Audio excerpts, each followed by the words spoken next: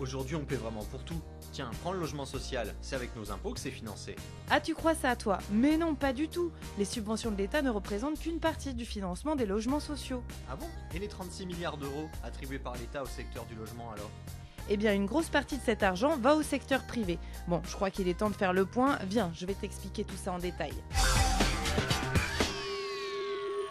Avec 1700 nouveaux logements par an sur 3 ans, Domo France va construire d'ici 2016 pour près de 900 millions d'euros de nouveaux habitats.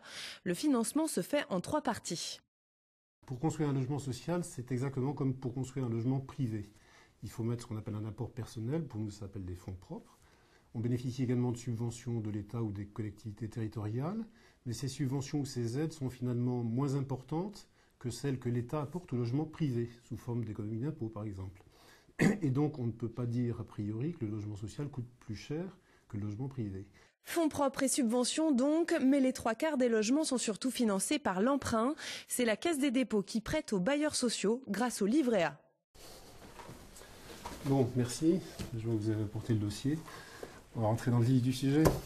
Le système du livret A est unique en Europe. L'essentiel des livrets est géré par la Caisse des dépôts. Elle va transformer cette épargne en financement à long terme d'intérêt général. Nous prêtons sur des durées très longues de 20 à 60 ans aux bailleurs sociaux à des taux encadrés par l'État basés sur le livret A. Pour vous donner un exemple, un prêt au logement social est fixé aujourd'hui à 1,60 sur 40, 50 ou 60 ans. Des taux extrêmement bas, impossibles à égaler sur le marché. C'est ce qui permet aux bailleurs sociaux de proposer des loyers 20 à 30% moins chers que dans le privé.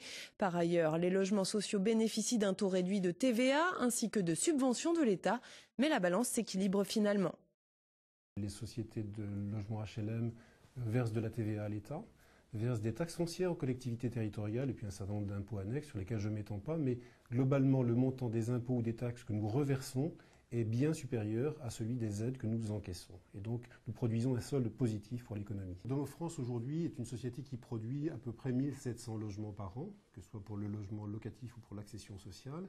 Ces 1700 logements produisent à peu près l'équivalent de 3000 emplois permanents, à peu près non délocalisables pour la quasi-totalité.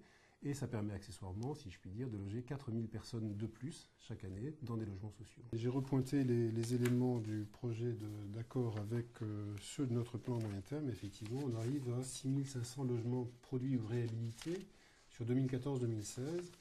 Le partenariat Domo France Caisse des dépôts a de l'avenir. La Caisse va en effet financer les 2/3 de ces nouveaux logements d'ici 2016.